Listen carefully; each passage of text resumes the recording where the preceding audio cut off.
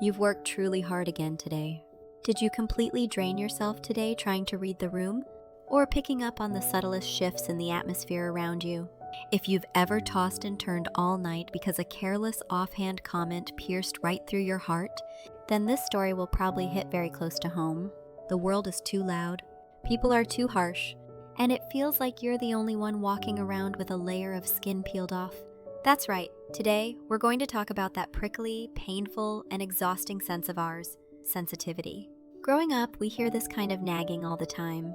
Why do you make things so hard for yourself? Can't you just let it go and go with the flow? This single phrase adds another heavy boulder of guilt onto our already complicated minds. Am I the weird one?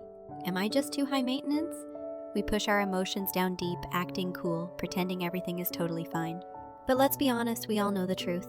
Our brains want to be laid back, but our body and mind sensors are already soaking up every single stimulus around us like a sponge.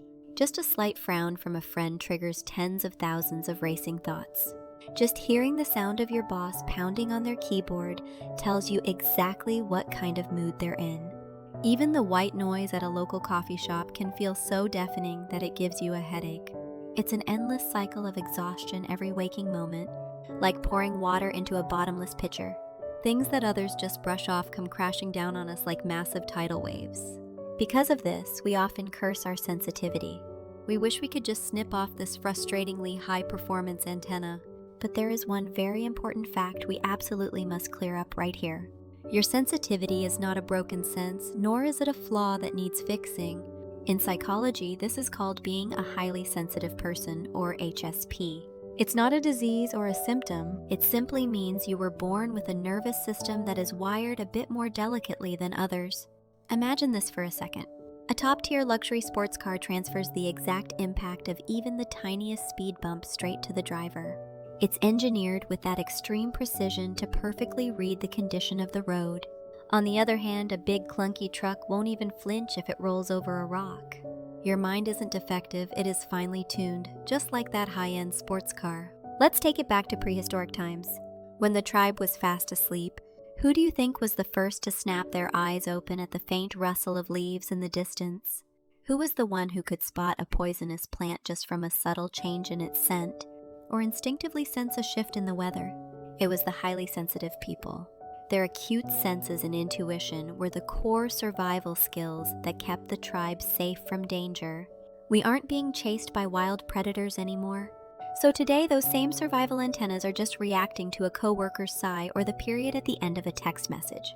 So how should we handle this incredibly powerful antenna? Do we just have to sit back and remain helpless against all the stimuli of the world? It's time to start a proper mind detox. The very first thing you need to do is make peace with the part of you that hated yourself for struggling to fit into the world's standards. Instead of trying to numb yourself, embrace your delicacy exactly as it is.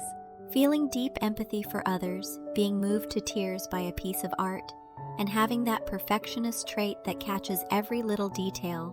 These are all the flip side of the sensitivity coin. Without this delicacy, your warm consideration for others and your brilliant insights simply wouldn't exist. However, just as even the best sports car needs time to cool its engine, our delicate nervous systems absolutely require strict boundaries and rest. The first detox method is to create time to flip off your sensory switches, building your own sensory bunker. You need to give your brain a complete break after it's been overloaded all day, processing countless pieces of visual, auditory, and tactile information. Even if it's just for 30 minutes after work, dim the lights in your room, turn off all your screens, and just sit still in the silence. Putting in earplugs or wearing a warm eye mask is a great idea too.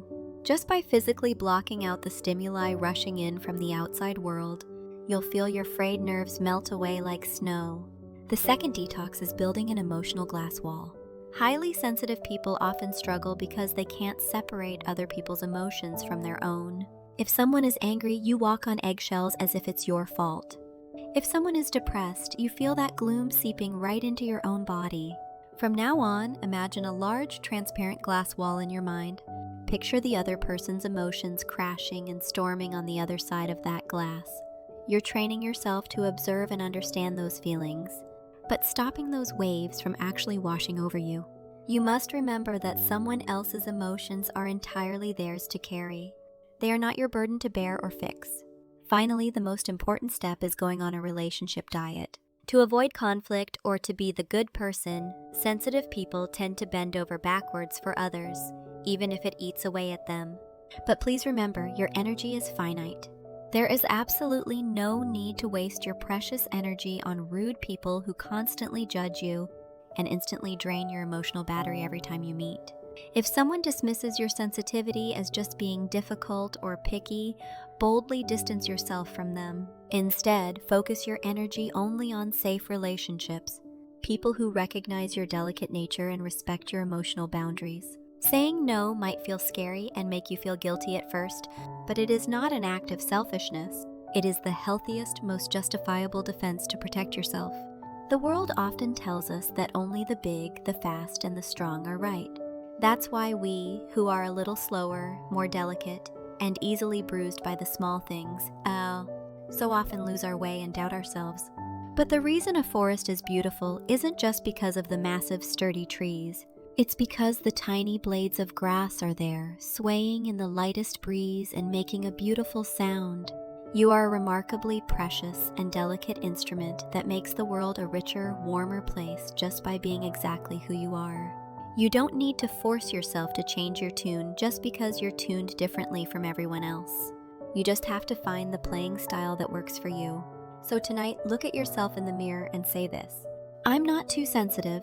I'm just someone who experiences the world a little more vividly than others. Through this mind detox, I hope you come to realize that the sensitivity you may have cursed your whole life is actually the greatest gift, allowing you to experience the world in the most profound and beautiful way. I hope the sharp thorns in your heart have softened a little, and I am cheering on every delicate moment of yours with all my heart. This has been Psychology Lemon, the one who knows your mind best. Subscribing and liking the video gives me so much strength. I'll be back next time with another warm story. Have a peaceful night.